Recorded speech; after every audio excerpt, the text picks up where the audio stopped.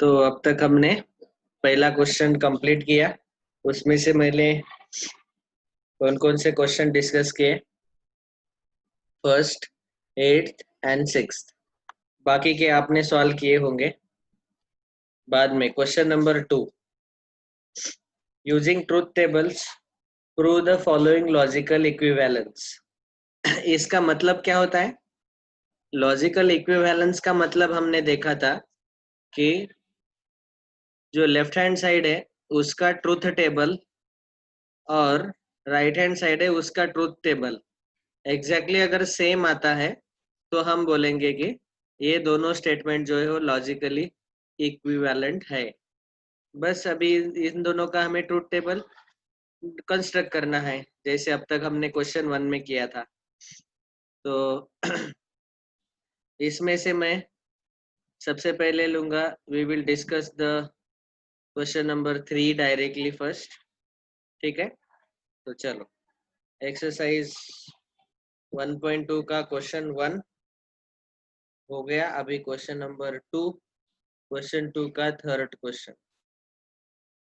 Third question में देखो हमें क्या प्रूव करना है। P single implication Q is logically equivalent to. ये देखो ट्रिपल इक्वल टू का मतलब क्या है, इनके ट्रूथ वैल्यूज सेम है, इक्वल है। Okay, is equal to negation of in bracket P और Q and negation of P and Q। बहुत ही आसान है। अभी हम इसका ट्रूथ टेबल ड्रॉ करेंगे। तो सबसे पहले आपको चेक करना है कि कितने इनपुट वेरिएबल है। तो यहाँ P और Q दो ही इनपुट वेरिएबल है या दो ही स्टेटमेंट वेरिएबल है, P और Q। तो ट्रूथ टेबल लिखने से पहले हम लेफ्ट हैंड साइड और राइट हैंड साइड लिख लेंगे। P double implication Q is equivalent to negation of in square bracket P or Q and negation of P and Q, P or Q and negation of P and Q, square bracket complete। तो चलो left hand side पहले लेना है। तो double implication लाने के लिए पहले P स्टेटमेंट हमें पता है, T T F F T F T F. बाद में लेफ्ट हैंड साइड है P double implication Q। Okay, तो P डबल इम्प्लीकेशन Q आपको पता है, दोनों ट्रू है तो ट्रू और दोनों फॉल्स है तब ट्रू, बाकी के केस में फॉल्स। याद आया ना? हाँ, अभी ये देखो राइट हैंड साइड में पहला ब्रैकेट है P और Q। हमें सब कुछ पहले सॉल्व कर लेंगे, लेफ्ट हैंड साइड और राइट हैंड साइड, और फिर बाद में हम कंपेयर करेंगे कि दोनों का ट्रुथ वैल्यू सेम है क्या। ओके, तो P और Q और लेते वक्त आपको पता है कि एफ एफ का एफ आता है, बाकी सारे टी आते हैं। ओके, बाद में यहाँ पे है P and Q। P and Q का आपको पता है कि टी टी का टी आता है, बाकी सारे एफ आते हैं। यहाँ पे actually negation of P and Q भी है। तो ये जो P एंड Q का कॉलम है उसका निगेशन कर लो, वो निगेशन आएगा एफ टी टी टी। अभी देखो निगेशन P एंड Q और P और Q, ये दो कॉलम जो है, अभी यहाँ पे मैं क्या करूँगा बेटा, यहाँ पे मैं कॉलम को नंबर्स भी दूंगा। तो इसको बोलेंगे हम column number 1, column number 2, column number 3। जैसे हमने डिस्कस किया था सॉल्ट एग्जाम्पल, उसमें भी ऐसे ही किया हुआ था, कॉलम 4, कॉलम 5, कॉलम नंबर 6, ऐसे। अभी देखो column number 4 and column number 6, इन दोनों के बीच में ऐड है ना, तो मैं यहाँ पे डायरेक्टली लिख रहा हूँ। अभी कॉलम नंबर जो 7 है वो क्या है, P और Q and negation of P and Q, ये राइट हैंड साइड है। तो मैं इसको ऐसे ही लिखता हूँ डायरेक्ट, P और Q जो है वो 4th कॉलम था और negation of P and Q जो है वो 6th कॉलम है, और इन दोनों के बीच में लेना है एंड। ऐसे लिख रहा हूँ मैं यहाँ, क्योंकि ये कॉलम मेरा सा थोड़ा शॉर्ट है। आप चाहे तो ये पूरा लिख सकते हैं और कॉलम का साइज थोड़ा बढ़ा दीजिए। ओके, अभी 4th और 6th कॉलम में एंड लेना है। तो एंड में आपको पता है टी का टी आता है और बाकी सारे एफ। बाद में नेक्स्ट कॉलम नंबर 8 लेंगे। सो कॉलम नंबर 8 लेते वक्त आपको याद रखना है कि यहाँ राइट हैंड साइड में ये जो पूरा है, जो 4 एंड 6 हमने लिखा, इसका निगेशन लेना है। तो अगला column number 8, negation of column number 7। ये जो 7th कॉलम है ये यही है ना, स्क्वायर ब्रैकेट, उसी का निगेशन। हाँ, आप जो मैं जो यहाँ पे कॉलम 4 एंड कॉलम 6 लिख रहा हूँ, ये आपको लिखने का जरूरत नहीं है अगर आपने कॉलम का साइज बढ़ा दिया तो। बस इस कॉलम का थोड़ा साइज बढ़ा दो और यहाँ पे ये जो है वैसा एज इट इज लिख लो। मैं खाली मेरे कन्वीनियंस के लिए लिख रहा हूँ ये, ठीक है। निगेशन ऑफ कॉलम 7, तो यहाँ आएगा एफ का टी, एफ एफ टी, ठीक है। अभी हमें चेक करना है कि ये दोनों लॉजिकली इक्विवेलेंट है क्या। क्या क्या? पी डबल इम्प्लीकेशन क्यू, जो कि कॉलम नंबर 3 है, तो वो है T F F T.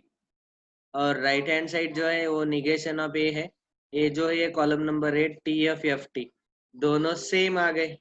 Same आए इसका मतलब क्या?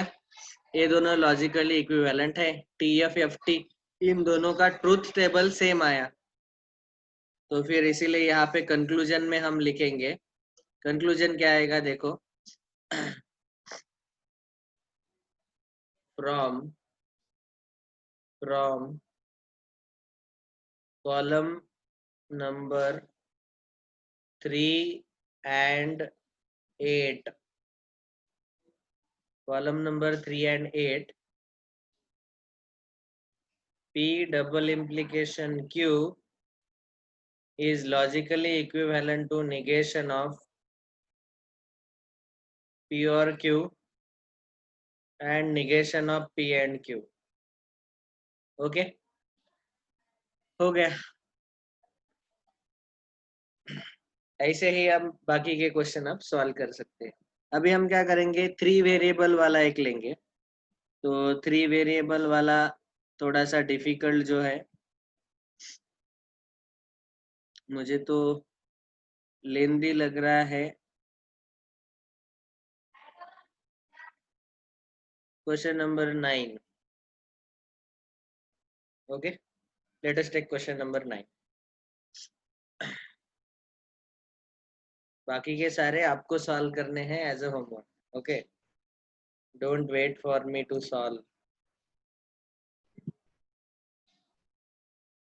9th question, in square bracket, negation of P or Q or P or Q, negation of P or Q or P or Q and R is equivalent to R। तो यहाँ पे total 3 variable है, तो यहाँ P Q R 3 variable लेने पड़ेंगे। और आपको पता है अभी P के कॉलम में T T T T, F F F F, Q के कॉलम में T T F F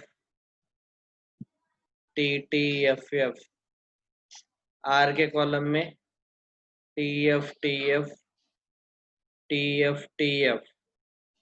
अभी लेफ्ट हैंड साइड लाने के लिए पहले P और Q लेना पड़ेगा। तो P और Q में और लेते वक्त आपको याद है कि अगर दोनों एफ एफ है तभी एफ आता है, बाकी सारे ट्रू आएंगे। तो यहाँ पे P और Q में ये दोनों एफ एफ है, तो इन दोनों का एफ एफ आएगा, बाकी सारे टी आएंगे, ठीक है। P और Q हो गया। अभी देखो यहाँ पे निगेशन ऑफ P और Q भी चाहिए, निगेशन ऑफ P और Q। तो इसका निगेशन लेते हो कि टी के सारे एफ हो जाएंगे और एफ का टी हो जाएगा, एफ का टी, ठीक है। अभी देखो ये जो, अभी कॉलम नंबर भी दे देते हैं, कॉलम नंबर 1 2 3 4 5 6। अभी अगला जो कॉलम है ये हमें लेफ्ट हैंड साइड का ये स्क्वायर ब्रैकेट पहले लेना है। स्क्वायर ब्रैकेट में देखो निगेशन ऑफ पी और क्यू जो है मतलब पांचवा कॉलम, और पी और क्यू जो है मतलब चौथा कॉलम, इन दोनों के बीच में और है, तो मैं ऐसे ले रहा हूँ, देखो कॉलम नंबर 5 और कॉलम नंबर 4, ऐसे समझा सब लोगों को? हाँ, आप चाहे तो डायरेक्टली पूरा स्क्वायर ब्रैकेट यहाँ पे लिख दो, कोई प्रॉब्लम नहीं, सीधा सीधा। आपको कॉलम का साइज थोड़ा बढ़ाना पड़ेगा। चलो, इन दोनों में और लेना है, तो और लेते वक्त जैसे मैंने बोला था, क्या बोला था कि दोनों एफ एफ है तभी एफ आएगा, बाकी सारे ट्रू आएंगे।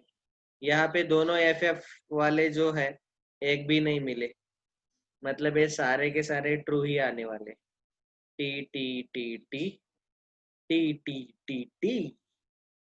ओके, बाद में इसका एंड लेना है आर के साथ। तो ये जो 6, अगला जो कॉलम है कॉलम नंबर 7, तो ये जो 6th कॉलम मिला, इसका एंड आर के साथ लेना है। ओके, चाहे तो आर की जगह आप कॉलम नंबर 3 डालो। ओके, तो आपको समझ में आया, यहाँ पे पूरा लेफ्ट हैंड साइड लिख सकते हैं। नाउ 6 कॉलम और आर के साथ एंड, तो ए है 3rd कॉलम और ये 6 कॉलम, दोनों में एंड लेते वक्त आपको पता है कि टी टी है तो टी आएगा, बाकी सारे एफ आएंगे। ये दोनों टी टी है, बाद में ये दोनों टी टी है, ये दोनों टी टी है, उसका एफ आएगा। ये दोनों भी टी और टी है, सॉरी इसका भी टी आएगा। ओके, समझा ना? जहाँ पे 6th कॉलम और 3rd कॉलम, इन दोनों में एंड लेना है, तो दोनों ट्रू है तो ट्रू आएगा, दोनों ट्रू है तो ट्रू आएगा, दोनों ट्रू का ट्रू, दोनों ट्रू का ट्रू, बस बाकी के सारे फॉल्स। ओके, ये हुआ हमारा लेफ्ट हैंड साइड, और राइट हैंड साइड तो कॉलम नंबर 3 है ही आर। अभी देखो कॉलम नंबर 3 जो कि राइट हैंड साइड है, और कॉलम नंबर 7 जो कि लेफ्ट हैंड साइड है, दोनों का देखो T F T F T F T F T F T F, R B T F T F T F T F T F T F, मतलब दोनों truth table same आए। So therefore we can say from column 3 and 7, what do we get from column 3 and 7? ये दोनों logically equivalent है, बस वो जो question है उसको एज इट इज लिख लिया। निगेशन ऑफ पी और क्यू, और पी और Q and R is logically equivalent to R. हो गया सॉल्व? तो ऐसे सॉल्व कर सकते हैं। बाद में examine whether each of the following statement pattern is tautology और कॉन्ट्रडिक्शन और कंटीजेंसी।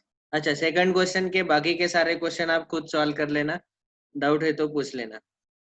थर्ड क्वेश्चन, ये 10 क्वेश्चन है, इनका आपको ट्रूथ टेबल ड्रॉ करना है, जैसे हमने क्वेश्चन नंबर 1 में किया था। और ट्रूथ टेबल ड्रॉ करने के बाद लास्ट कॉलम चेक करना है, लास्ट कॉलम में सारे के सारे T T T T T T T T आते हैं तो वो टोटोलॉजी होगा, सारे के सारे F F F F F F F आते हैं तो कॉन्ट्राडिक्शन होगा, और कुछ ट्रू और कुछ फॉल्स, कुछ टी आएंगे कुछ एफ आएंगे तो वो कंटिजेंसी होगा। बस हो गया। इसका सॉल्व एग्जांपल तो हमने देखा ही है एक बार फिर से मैं एक एग्जांपल दिखाई देता हूँ आपको।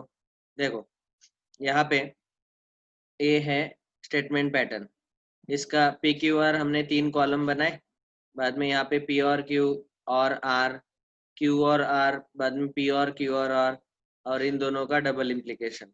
आखिरी का कॉलम देखो, ये सारे के सारे टी है, तो हम बोलेंगे all truth values in the last column R T, hence it is tautology.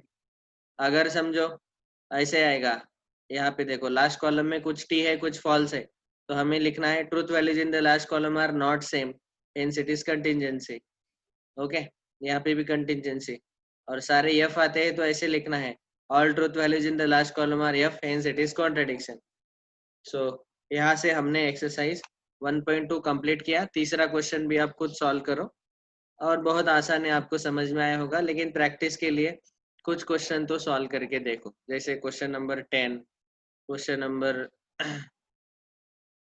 8, question number 6, ये सॉल्व करके देखो। Next lecture we will start with quantifiers. Okay, thank you very much.